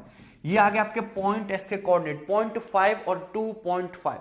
0.5 और 2.5 ये आपके बिंदु एस के कोऑर्डिनेट है भाई, 0.5 और 2.5। क्लियर? कहानी खत्म। मुझे ट्रायंगल एपीएस का एरिया चाहिए, तो मुझे उस ट्रायंगल का एरिया निकालना है ट्रायंगल एपीएस के लिए, जिसके कोऑर्डिनेट है 0 0 4,2 एंड 0.5, 2.5। मुझे उस ट्रायंगल का एरिया निकालना है जिस ट्रायंगल एपीएस का, जिसके जो कोऑर्डिनेट है वो ये लिखे हुए हैं एपीएस। 1 सेकंड में मैं इस ट्रायंगल का एरिया बता सकता हूं, एरिया ऑफ ट्रायंगल एपीक्यू 1 सेकंड में। कैसे? मैंने आपको बताया, यहां पे ऑलरेडी एक पॉइंट ऑरिजिन 0 0 दे रखा है, तो इस तरीके से मल्टीप्लाई करो। 4 × 2.5 कितना आता है 10, 4 × 2.5 कितना आता है 10, 2 × 0.5 कितना आता है 1, 10 - 1 9 और 9/2 यानी कि कितना आ जाएगा 9/2 सेंटीमीटर स्क्वायर। ये आ जाएगा आपका इसका एरिया ट्रायंगल एपीक्यू का 9/2। क्लियर है? 9/2 यूनिट। अरे समझे भाई, 9/2। ऐसे ऐसे सिंपल सी मैंने हमेशा बोला है कि किसी भी ट्रायंगल का एरिया निकालना हो आपको कोऑर्डिनेट ज्योमेट्री से, तो एक कोऑर्डिनेट को क्या बना लीजिए, जीरो बना लीजिए, एक को जीरो बना लीजिए। 4,2 0.5 और 2.5, तो 4 इंटू 2.5 10 हो गया, 2 इंटू 0.5 1 हो गया, तो 10 माइनस 1 9/2। क्लियर है?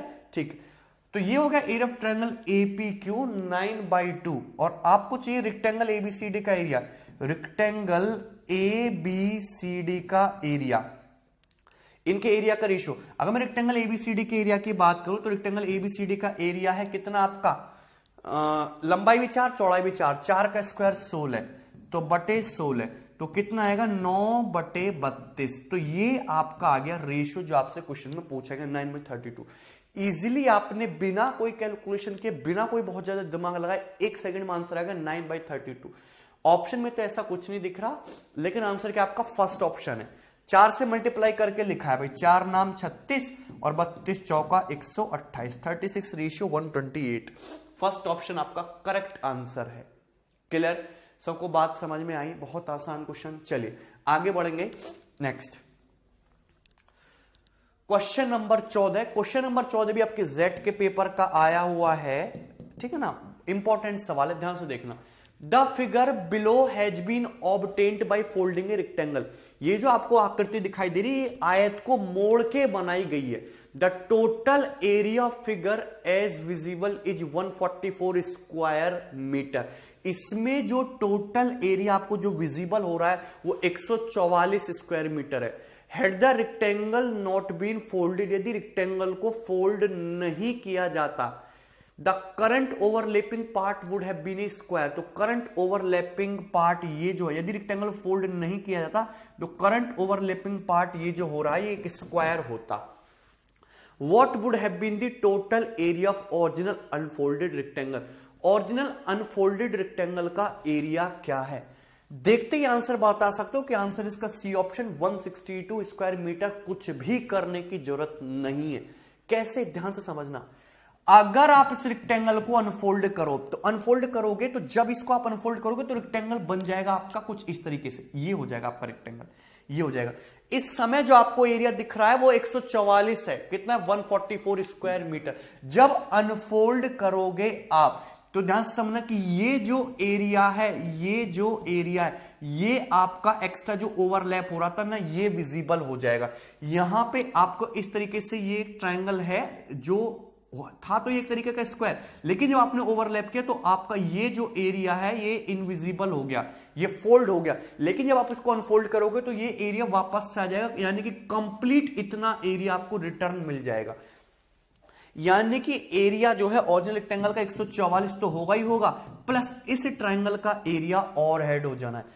इसकी चौड़ाई ये देखो 6 है, तो ये भी तुम्हारा 6 है, ये भी तो तुम्हारा 6 है। ऑब्वियस सी बात है ये स्क्वायर होगा। ये भी चौड़ाई है 6, ये भी चौड़ाई है 6, पूरा स्क्वायर का एरिया 36। तो ये हाफ एरिया कितना हो जाएगा ट्रायंगल का? 18। ये ट्रायंगल का जो हाफ एरिया है 36/2 कितना हो जाएगा? 18। तो 144 प्लस 18 यानी कि 162 स्क्वायर मीटर ये आपके ओरिजिनल रेक्टेंगल का एरिया आ जाएगा अनफोल्ड करने के बाद। कहानी खत्म। क्लियर? चलिए आगे। Next question number 15। Question number 15 बहुत बढ़िया लॉजिकल क्वेश्चन है, ठीक। ए जॉगिंग पार्क, ये कैट 2004 के पेपर है, 5 के पेपर में पूछा हुआ सवाल है। A jogging park has 2 identical circular tracks touching each other. आपके पास एक जॉगिंग पार्क है जिसमें 2 सर्कुलर ट्रैक बने हुए हैं, एक दूसरे को स्पर्श करते हैं दोनों track, and rectangular track enclosing the 2 circles. और एक रेक्टेंगुलर ट्रैक है जो दोनों सर्कल को इनक्लोज करता है। Edges of rectangle are tangential to circle. और सर्कल की जो एजेस हैं, सॉरी रेक्टेंगल की जो एजेस है वो सर्कल को टेंजेंशियल है, सर्कल पे टेंजेंशियल है। तो पहले ध्यान से देखते हैं कि फिगर कैसे बनेगा। 2 सर्कुलर ट्रैक है, एक जैसे हैं, वो होंगे इस तरीके से, जो एक दूसरे को इस तरीके से एक्सटर्नली टच कर रहे हैं, इस तरीके से होंगे। पहली बात तो 2 सर्कुलर ट्रैक ये हो जाएगा। क्लियर है? अब एक रेक्टेंगुलर पार्क है जो इन दोनों सर्कुलर ट्रैक को कंप्लीटली कवर करता है और उसकी जो एज है इस पे क्या है? टेंजेंशियल है। तो इस तरीके से होगा आपका ये रेक्टेंगुलर पार्क। इस तरीके से देख सकते हैं, यहां पे हर जगह ये क्या कर रहा है? इसको टच कर रहा है। क्लियर है? ठीक है। नाउ ये हो गया आपका, ये रेक्टेंगुलर पार्क हो गया आपका कंप्लीट। ठीक है, फिगर थोड़ा टेढ़ा मेढ़ा सा है पर समझ में आ जाएगा सबको। ठीक ना, ये हो गया आपका एक रेक्टेंगुलर पार्क और इसके अंदर पड़े हुए हैं 2 सर्कुलर ट्रैक इस तरीके से। ठीक है, चलिए उसके बाद क्वेश्चन में क्या बोला है, उसके बाद ये बोला है कि यहां पे देख सकते हो दोनों सर्कुलर ट्रैक एकदम एक जैसे रेक्टेंगल के अंदर कंप्लीटली फिट है और रेक्टेंगल की जो एज है दोनों सर्कुलर ट्रैक को टच करती हैं। अगर मैं यहां पे थोड़ी लेंथ वगैरह की बात करूं तो दोनों, ये यहां पे टच कर रहा है, ये यहां पे टच कर रहा है दोनों सर्कल, और यहां पे टच कर रहा है। ये सारे पॉइंट एक स्ट्रेट लाइन में इस तरीके से होंगे। यदि मैं ईच सर्कल की रेडियस को 1 मान लेता हूं, circle of each radius 1, circle of each radius 1, each circle की जो रेडियस है हमने 1 मान लिया। अगर रेडियस 1 मान ली तो इस सर्कल का जो डायमीटर है, इस सर्कल का जो डायमीटर है ये कितना हो जाएगा आपका 2, सर्कल का जो डायमीटर है ये भी कितना हो जाएगा 2। अल्टीमेटली कहने का मतलब है कि रेक्टेंगल की जो ये लंबाई है 2 + 2 ये कितनी हो जाएगी 4। रेक्टेंगल की लंबाई हो जाएगी आपकी 4, रेक्टेंगल की लंबाई 4 हो गई। रेक्टेंगल का जो डायमीटर है ये भी 2 हो जाएगा, यानी कि रेक्टेंगल की ये जो चौड़ाई है ये कितनी हो जाएगी, ये भी 2 हो जाएगी। रेक्टेंगल की चौड़ाई ये भी कितनी हो जाएगी 2 हो जाएगी। कोई डाउट इसमें? चलिए इसके बाद देखिए क्या बोला है, 2 फ्रेंड्स ए और बी, 2 दोस्त हैं ए और B, start jogging simultaneously from the point where one of the circular track. ठीक है, A jogs along the rectangular track while B jogs along the 2 circular tracks in figure of 8। ठीक है, question में ये बोला गया है कि 2 दोस्त हैं A और B, वो जॉगिंग करना शुरू करते हैं। जो आपका फ्रेंड A है, A जॉगिंग करता है आपका किस पे, रेक्टेंगुलर पार्क पे। A किस पे करता है, रेक्टेंगुलर ट्रैक पे जॉगिंग, रेक्टेंगुलर ट्रैक पे चलता है। ठीक है, और जो आपका फ्रेंड बी है ये चलता है सर्कुलर पाथ पे, ये चलता है आपका सर्कुलर ट्रैक पे, सर्कुलर ट्रैक पे जॉगिंग करता है। दोनों सेम पॉइंट से स्टार्ट करते हैं। तो यहां से आपका चला ये ए, तो ए कैसे जाएगा भाई, ये जॉगर ए कैसे जाएगा, ए कैसे कवर करेगा, तो ए जाएगा आपका देखिए इस तरीके से, ये करना शुरू किया रेक्टेंगल से, ऐसे ऐसे ऐसे यहां से ऐसे जॉगिंग करेगा बढ़िया से, और ये यहां पे घूम के वापस ये आ गया जॉगर ए वापस। क्लियर? कोई डाउट इसमें?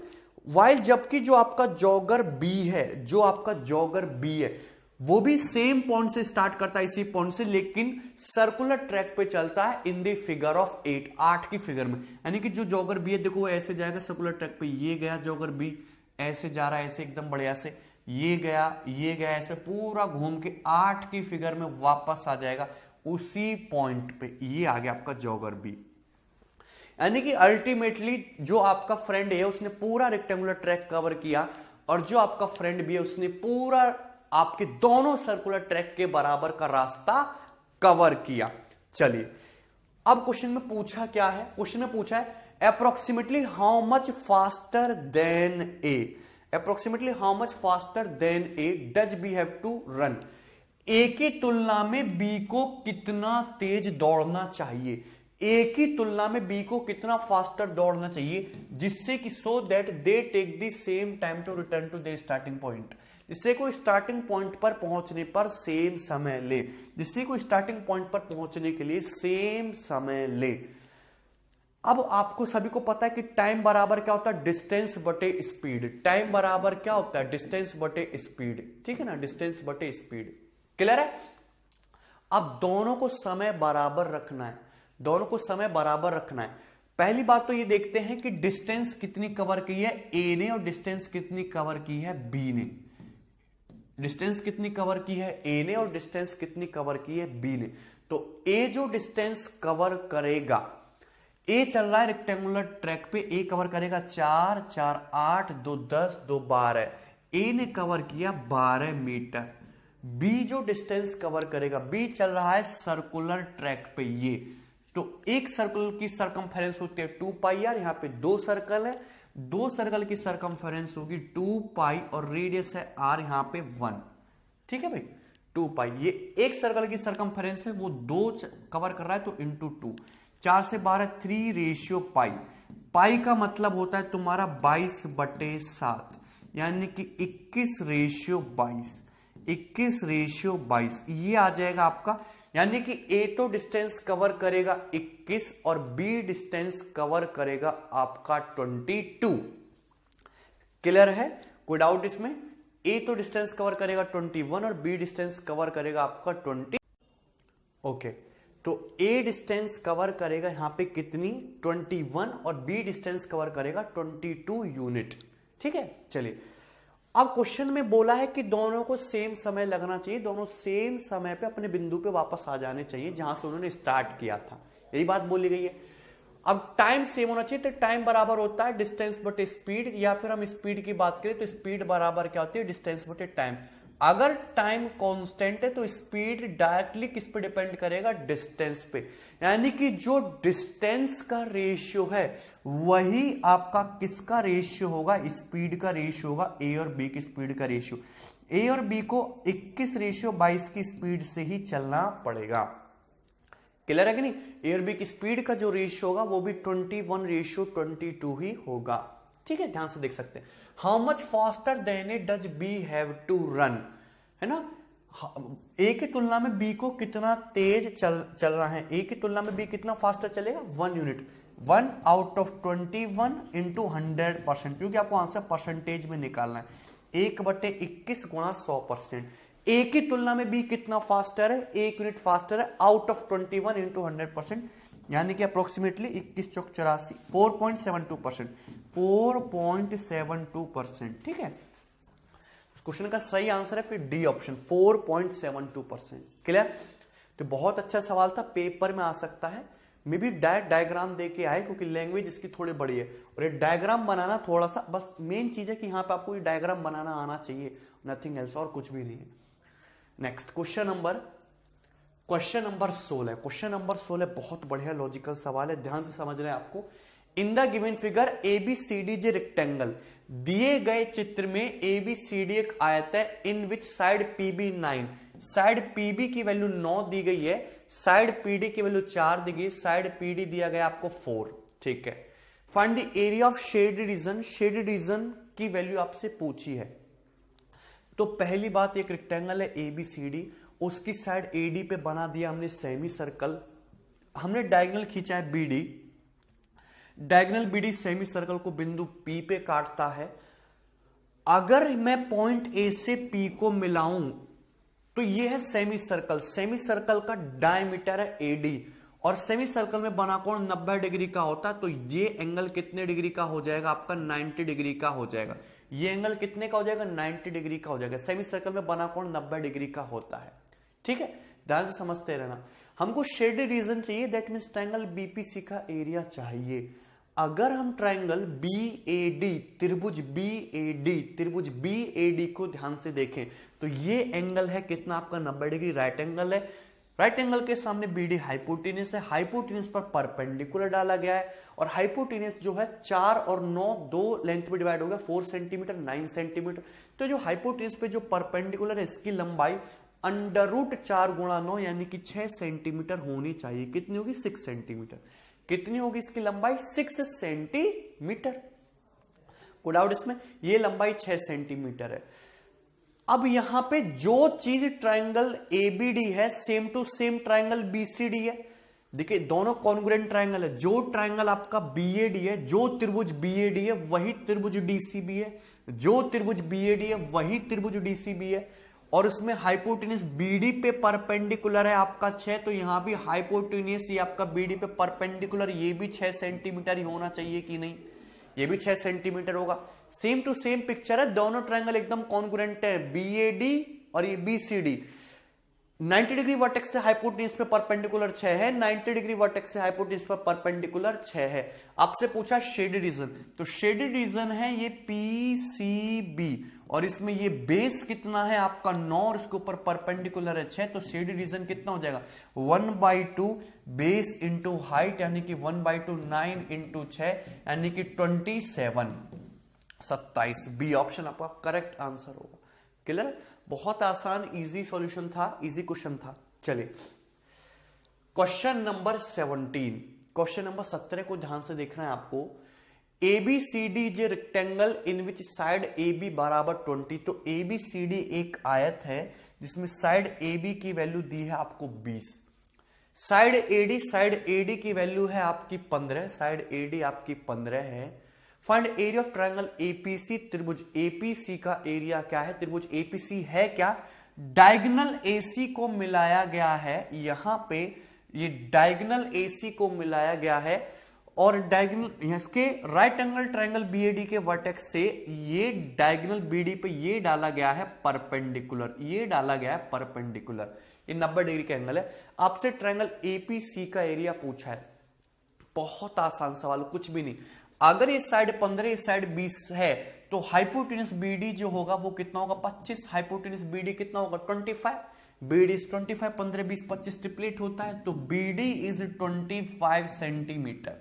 साइड BD 25 सेंटीमीटर है। ठीक, अब यहां पे दोनों सेल्फ क्रिएटेड क्वेश्चन है, बहुत मजेदार। ये साइड 15 ये साइड 20 है। हाइपोटेनस पे डाला हमने यहां पे परपेंडिकुलर, ये हाइपोटेनस 25 है। तो ये जो तुम्हारा AP है, ये जो तुम्हारा AP है, AP की लंबाई 15 गुणा 20/25 थ्योरम से कितनी हो जाएगी? 12 सेंटीमीटर। AP की लंबाई कितनी हो जाएगी? 12 सेंटीमीटर। भाई लेग्स का प्रोडक्ट बटे हाइपोटेनस 15 गुणा 20/25 कितना हो जाएगा? 12 सेंटीमीटर। क्लियर है? कोई डाउट इसमें किसी को? ध्यान से समझना। अगर मैं ट्रायंगल APD को देखूं, ये 90 है तो ये भी 90 होगा। 90 के सामने 15 12 तो DP कितना है फिर आपका? 9। 9 12 15 ट्रिपलेट होता है। DP कितना है आपका? 9। तो साइड DP की वैल्यू कितनी है? 9 सेंटीमीटर। साइड DP की वैल्यू कितनी है? 9 सेंटीमीटर। This is 9। क्लियर है? 9। ये डायगोनल AC ये डायगोनल BD एक दूसरे को पॉइंट O पे काटते तो O जो होगा डायगोनल्स का मिड पॉइंट होगा। या डायगोनल BD 25 है तो DO जो होगा 25 का हाफ। DO की जो लंबाई होनी चाहिए OD वो 12.5 सेंटीमीटर होगी, 12.5 सेंटीमीटर। अगर DO 12.5 है, DP 9 है तो ये जो PO है ये कितना आपका? 3.5 सेंटीमीटर। PO कितना है? 3.5 सेंटीमीटर। कांटा दूरी PO कितनी आएगी? 3.5। सवाल खत्म। ये ट्रायंगल ABD ये ट्रायंगल BCD दोनों कॉन्ग्रुएंट है। 90 डिग्री से हाइपोटेनस पे परपेंडिकुलर 12 है। 90 डिग्री से हाइपोटेनस पे परपेंडिकुलर ये भी कितना हो जाएगा? 12 ही हो जाएगा कि नहीं? क्लियर है? बस मुझे शेडेड एरिया चाहिए तो शेडेड एरिया दो ट्रायंगल से मिलकर बना है। Triangle AOP triangle COP। Triangle AOP का जो एरिया होगा वो कितना होगा? 1/2 1/2 ये 12 ये 3.5 1/2 12 इंटू 3.5 1/2 और साइड का प्रोडक्ट 1/2 12 इंटू 3.5 ये हो जाएगा। लेकिन यदि मैं ट्रायंगल COP के एरिया की बात करूं तो 1/2 बेस इंटू हाइट इसका भी होना चाहिए। बेस कितना? 3.5। बेस 3.5 और सामने वाले वर्टेक्स से परपेंडिकुलर ये भी 12 यानी कि इसका एरिया भी सेम होगा। तो टोटल एरिया क्या करना पड़ेगा? इसका डबल करना पड़ेगा। 2 से 2 कितना आ जाएगा? 42 सेंटीमीटर स्क्वायर। ये आपका करेक्ट आंसर होगा बी ऑप्शन 42। क्लियर है? सबको बात समझ में? 12 इंटू 3.5 का हाफ ये 3.5 और ये इस पे हाइट कितनी हो जाएगी? 12 और उसका क्या करना पड़ेगा आपको? डबल। नेक्स्ट सवाल देखें, question number 18। Yes, question number 18 is very very important and very very logical. ठीक है ना? बहुत मजेदार सेल्फ क्रिएटेड कॉपीराइटेड क्वेश्चन एकदम। ठीक है, ध्यान से समझना है, मोस्ट इंपॉर्टेंट है। ठीक है, चलिए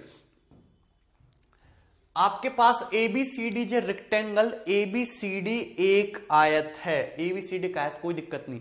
E is any point on side CD। Side CD पर कहीं कोई पॉइंट E है। ठीक है, ठीक है। फिर उसके बाद क्या बोला? डायगोनल AC विकर्ण AC भुजा BE को बिंदु O पर काटता है। बिंदु O पर काट रहा है। BO is perpendicular to AC। ये जो लाइन BO है ये AC पे परपेंडिकुलर है, यानी कि ये एंगल कितने का दिया है? 90 डिग्री का गिवन है। If area of triangle OEC1 triangle OEC का एरिया 1 सेंटीमीटर स्क्वायर गिवन है और ट्रायंगल BOC का एरिया 4 सेंटीमीटर स्क्वायर गिवन है। 4 BOC का एरिया 4 OEC का एरिया 1। तो आपसे रेक्टेंगल ABCD का पेरीमीटर परिमाप पूछा है कि रेक्टेंगल का पेरीमीटर क्या है। रेक्टेंगल का परिमाप क्या है, ठीक है। बहुत आसानी से क्वेश्चन को सॉल्व कर सकते हो।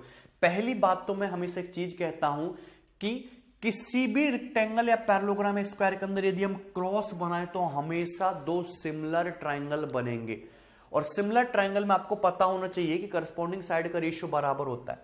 अच्छा, पहली बात, हम ये ट्राइंगल BCE, त्रिभुज BCE, ये जो त्रिभुज दिख रहा है ना, त्रिभुज BCE, ये त्रिभुज BCE, इसको ध्यान से देखें। अगर मैं साइड BE को बेस मानता हूं, साइड BE को बेस मानता हूं, ये एरिया 1, ये एरिया 4, तो जिस रेशियो में एरिया है बेस भी उसी रेशियो में होगा, यानी कि EO से जो OB का अनुपात है, जो EO से OB का अनुपात है वो 1:4 होगा। अगर EO से OB का अनुपात 1:4 है तो यहां पे OC से, ये जो OC से OA का अनुपात है ये भी 1:4 होगा। OC से OA का अनुपात भी 1:4, EO से OB का अनुपात भी 1:4। करस्पॉन्डिंग साइड का रेशियो तो बराबर होना चाहिए ना। अब यहां से सुनना, ये जो ट्राइंगल है, ट्राइंगल EOC, ट्राइंगल AOB, दोनों के दोनों ट्राइंगल कैसे सिमिलर, क्योंकि क्रॉस बना हुआ है, वर्टिकली अपोजिट एंगल इक्वल है, ये एंगल इसके बराबर, ये एंगल इसके बराबर, दोनों ट्राइंगल सिमिलर है। और जिनमें करस्पॉन्डिंग साइड का रेशियो कितना है, 1:4। करस्पॉन्डिंग साइड का रेशियो कितना है यहां पे, 1:4।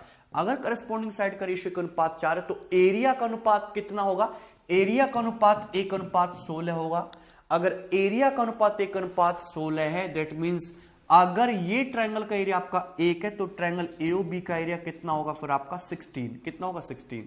ट्राइंगल AOB का एरिया कितना होगा आपका 16, बस कहानी खत्म, 16। क्लियर, कोई डाउट इसमें? नाउ यहां पे मुझे पता है कि OC से OA का रेशियो, OC यदि 1 यूनिट है तो AO कितना है आपका 4 यूनिट है। OC से AO का रेशियो 1:4 है। तो हमारे पास एक राइट एंगल ट्राइंगल दिखता है यहां पे ABC, इसमें हाइपोटेन्यूज पे इस तरीके से परपेंडिकुलर डाला गया है ये O, और OC से ये AO का जो रेशियो है 1:4 है। अगर ये 1:4 है तुम्हारे इनका रेशियो, तो जो लेंथ सेगमेंट बन रहे, जो लेग है, उनका रेशियो कितना होगा, 1:2 होना चाहिए कि नहीं। BC से AB का रेशियो 1:2 होगा, यानी कि BC से AB का रेशियो 1:2 होना चाहिए। राइट एंगल ट्रायंगल में हमने प्रॉपर्टी बताई कि हाइपोटेन्यूज पे परपेंडिकुलर डालोगे तो यदि तुम्हारे 1:4 है तो इसका अंडर रूट 1:2 होगा, 1/2 का स्क्वायर 1/4, यानी कि मुझे पता चल गया कि BC यदि x है तो AB उसका डबल 2x है, 1:2 के अनुपात में। यदि BC x है तो AB उसका डबल कितना है, 2x। खत्म, क्वेश्चन इज ओवर। ध्यान से समझना आप, ठीक है। यानी कि अगर इस साइड x है तो ये साइड कितनी है, 2x। चलिए, मुझे ट्राइंगल ABC का क्षेत्रफल पता है, ये 16 है, 4 20। तो ट्राइंगल ABC का क्षेत्रफल यदि 16 4 20 है, ये साइड 2x है, ये साइड x है, तो रेक्टेंगल का जो एरिया होगा वो 2x गुणा x होगा, लंबाई इंटू चौड़ाई। रेक्टेंगल का जो क्षेत्रफल है ABC का 20, तो पूरे रेक्टेंगल का 40 होना चाहिए, तो 2x स्क्वायर 40। यहां से x स्क्वायर कितना आ जाएगा 20, और x की वैल्यू कितनी आ जाएगी 2√5। x की वैल्यू कितनी आएगी 2√5। आपसे पूछा है रेक्टेंगल का परिमाप, तो रेक्टेंगल का परिमाप कितना हो जाएगा 2x 4x plus x 5x plus x 6x। 6x rectangle का परिमाप हो जाएगा, तो दोनों तरफ 6 से मल्टीप्लाई कर दो, तो 6x की वैल्यू क्या चाहिए 12√5। तो इस रेक्टेंगल का जो पेरीमीटर होगा वो कितना होगा 12√5। सी ऑप्शन, सी ऑप्शन आपका करेक्ट आंसर है। क्लियर है ना, 12√5। बहुत आसान इजी सवाल था। चलिए आगे बढ़ेंगे, question number 19। Yes, question number 19 is again a very good question, बहुत बढ़िया सवाल है, ध्यान से समझना है। क्वेश्चन को करने से पहले आपको एक सिंपल सा कंसेप्ट पता होना चाहिए, मैंने आपको कराया भी था कि अगर सपोज आपके पास ABCD एक ट्रेपेजियम है, ABCD एक समलंब चतुर्भुज है, ट्रेपेजियम। यदि मैं इस ट्रेपेजियम की साइड खींच दूं, ये AC डायगोनल और ये BD डायगोनल एक दूसरे को बिंदु O पे काटते हैं, तो पैरेलल साइड पे जो दो ट्रायंगल बनते हैं, सपोज उनके एरिया x और y है, तो जो नॉन पैरेलल साइड पे जो ट्रायंगल बनते हैं, सबसे पहली बात उनका एरिया एक तो बराबर होगा और √xy और √xy होगा। नॉन पैरेलल साइड पे जो एरिया बनेंगे उनका एरिया इक्वल और √xy होगा, ठीक है। ये थ्योरी पहले आपको पता होनी चाहिए। ओके, चलिए अब देखेंगे। आपको एक रेक्टेंगल दिया हुआ है आयत P Q R S. P Q R S एक आयत है। T and U are points on side P Q. Side P Q पे दो पॉइंट है टी एंड यू। यदि ट्रायंगल टी ओ यू का एरिया है 4, ठीक है, ट्रायंगल ओ एस का ओ एस आर का एरिया है 25, क्वाड्रिलेटरल पीटी ओ एस का एरिया कितना है आपका 18, तो area of quadrilateral you Q R O, ये जो अनशेडेड रीजन है इसका एरिया बताना है। अनशेडेड रीजन का क्षेत्रफल आपको बताना है। ध्यान से सुनना, अगर हम T से S को मिला दें, हमने T से S को मिला दिया, और हमने U से R को मिला दिया, T से S को U से R को S तरीके से मिला सकते हैं। SRUT आपको एक फिगर दिखाई दे रही होगी इस तरीके की, यहां पे आप देख सकते हैं, ये है आपका S, ये है आपका R, ये है U, ये है T, इस तरीके से आपका ये मिला हुआ है SRUT है क्या? ये एक ट्रेपेजियम, और ये पॉइंट हुआ इंटरसेक्शन, ये 4 है, ये 25 है, ये एरिया 4 है, ये एरिया 25 है। तो चूंकि ये ट्रेपेजियम है तो 25 चौका 100, तो इन दोनों का एरिया इक्वल 10-10 होना चाहिए। 25 चौका 100 का अंडर रूट 10, 10 2 100, 25 चौका 100, यानी कि मुझे पता चलेगा कि ये जो ट्रायंगल OUR है इसका एरिया कितना है 10, इसका एरिया कितना है 10, ट्रायंगल OUR का एरिया कितना है 10। इसको हटा देते हैं, हमको पता है कि ट्रायंगल OUR का एरिया कितना है आपका 10। आप सभी लोगों को ये बात भी पता होगी कि सपोज आपका एक रेक्टेंगल है, रेक्टेंगल की इस ABCD, यदि हम साइड CD पे कहीं कोई पॉइंट P ले ले, तो ये जो ट्रायंगल PAB का एरिया होगा ये पूरे रेक्टेंगल के एरिया का हाफ होगा। ट्रायंगल POB का एरिया पूरे रेक्टेंगल के एरिया का हाफ होगा। ये रेक्टेंगल है PQRS, इसमें है साइड SR, और साइड SR द्वारा अपोजिट साइड पे ट्रायंगल बनाया गया है, दिख रहा है, ये ट्रायंगल बनाया गया है। तो ये जो ट्रायंगल बन रहा है SRU, इसका एरिया 25 + 10 35 है, जो कि पूरे रेक्टेंगल के एरिया का हाफ है। तो पूरे रेक्टेंगल के एरिया का हाफ 35, तो बाकी जो रिमेनिंग एरिया है, ये जो बाकी रिमेनिंग एरिया, ये भी 35 होना चाहिए, ये भी 35 होना चाहिए रिमेनिंग। अगर रिमेनिंग 35 है तो 18 + 4 22, तो ये जो ट्रायंगल UQR है ये कितना बचा फिर आपका 13, ये 13 का होना चाहिए। ट्रायंगल UQR एरिया 13 है, तो क्वाड्रिलेटरल एरिया पूछा अनशेडेड वाला, तो अनशेडेड क्वाड्रिलेटरल एरिया 10 + 13 कितना हो गया 23। डी ऑप्शन आपका करेक्ट आंसर है भाई। ठीक, समझ में आया सबको? चलिए next question number 20 and last.